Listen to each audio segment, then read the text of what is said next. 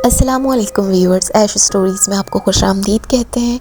और जैसे कि आज सैटरडे को हम नई स्टोरी के साथ हाजिर होते हैं। आज की स्टोरी भी सच्चाई पर मबनी और मेरी कज़न्स की आप बीती है, जो कि मैं आपको अपनी ज़ुबानी सुनाऊंगी, तो मेरे साथ बने रहिए। दरअसल ये कहानी है एक पुरानी 95 स्टोरीज़ की, कि जब हम बचपन में अपने नाना नानी के घर जाया करते थे और खूब खुश हुआ करते थे, क्योंकि हमारे नाना नानी का घर दस्तगीर के पोश एरिया में था। वो बचपन के दिन कैसे गुजर गए अब याद करते हैं तो हंसी आती है। नाना नानी का घर बड़े होने की वजह से एक और दिलफरेब बात भी थी कि वहाँ पर एक बेर का पेड़ था, जिसमें से हम सब कज़न्स बेर तोड़कर खाते थे और छुप छुप के वहाँ पे छुपन छुपाई भी खेलते थे।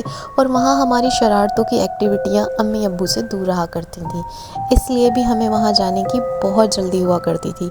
मगर अफसोस ये मौका सिर्फ जून जुलाई में ही आता था, क्योंकि जून जुलाई में ही हम रुकने जाया करते थे और अम्मी बाबा बेफिक्र होकर हमें भेज भी दिया करते थे। और बाज़ दफ़ा अम्मी तो हमारे साथ ही चल लिया करती थी। इस बार भी हम लोग बहुत एक्साइटेड थे कि हम नाना नानी के घर जा रहे थे। नानी के घर जैसे ही हम सब तमाम कज़न्स पहुँचे, सब में खुशी की लहर दौड़ गई थी कि आज हम सब कज़न्स एक साथ थे। मैं, मेरी खाला की बेटी बेटियाँ सब उस ग्राउंड में मौजूद थे। नाना नानी का घर बहुत अच्छा होने के साथ साथ सहन बहुत खूबसूरत था। यहाँ नानी ने बहुत कीमती किस्म के पौधे लगा रखे थे और बेर का पेड़ तो पूरे सहन की जान था। मगर एक बात समझ नहीं आती थी, इस सहन के कॉर्नर पर एक कमरा था जिसे नानी हमेशा बंद रखा करती थी, और वो स्टोर के नाम से भी मशहूर था कि ये स्टोर है। मगर उससे आगे उस कमरे की जो विंडो थी वहाँ भी सहन था, मगर वो सहन बंद किया हुआ था। हाँ, उसमें आसमान ज़रूर दिखता था, लेकिन उसमें दीवार थी। दीवार होने की वजह ये थी कि नानी की पिछली तरफ दस्तगीर का बड़ा कब्रिस्तान मौजूद था, इसलिए नानी ने उस कमरे को ही बंद कर रखा था कि बच्चे ना सहन में जाए ना उस कब्रिस्तान। मगर हमेशा बंद तो रहता था, मगर एक वजह कभी समझ ना आई कि नानी उसकी चाबी ना कभी ड्रॉज में रखती थी, ना कभी कीमती अलमारियों में, ना किसी के हैंड ओवर करती थी। हमेशा अपने पल्लू के साथ बांधे रखती थी, हमेशा अपने पल्लू से बांधे रखती थी। किसी को नहीं देती थी, ना मामी को देती थी, ना किसी अपनी बेटी को देती थी। जब हम नानी से पूछते तो नानी कहती, बच्चों ये तुम्हारा काम नहीं, बड़े आंगन में खेलो और वहाँ से अपने कमरों में चले जाओ। हम भी चुप हो जाते थे। मगर अक्सर मुझे और मेरी एक कज़न को ये ख्याल ज़रूर आता, आखिर उस कमरे में है क्या।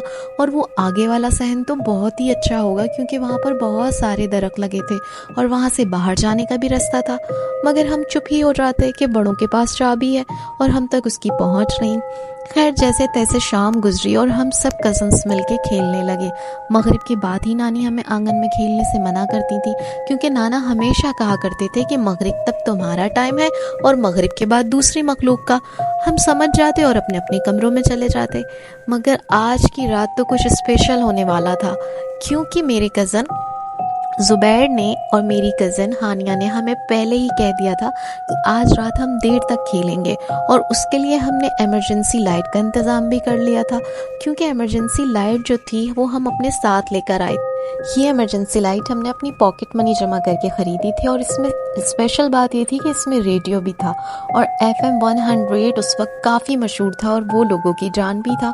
हम इसमें कॉल मिलाते और जब हो जाते तो PTCL फ़ोन की शामत आ जाती।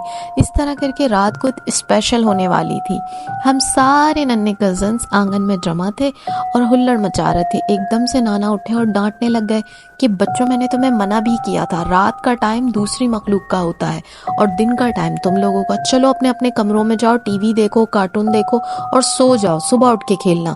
अब मुझे किसी की आहट ना मिले। नाना हमें डांट के जा चुके थे और हम सारे कज़न, जो कि कुल मिला के 6 थे, हम अपने अपने कमरों में आ चुके थे और मुंह बसोरे बैठे हुए थे कि हमने तो क्या क्या सोचा था। नाना हमें खेलने ही नहीं देते, कितना मज़ा आता। खैर, चारों नाचार टीवी पर ही बैठ गए। हम 6 कज़न में से 2 सो गए थे और हम 4 अभी भी जाग रहे थे, जिनमें मैं, मेरी एक कज़न और मेरे खाला के 2 बेटे शामिल थे। हम सब चूँकि हम उम्र थे और आपस में खेल खेल लेते थे, इसलिए हम बहुत खुश थे कि हम 4 भी अभी खेल खेल सकते हैं।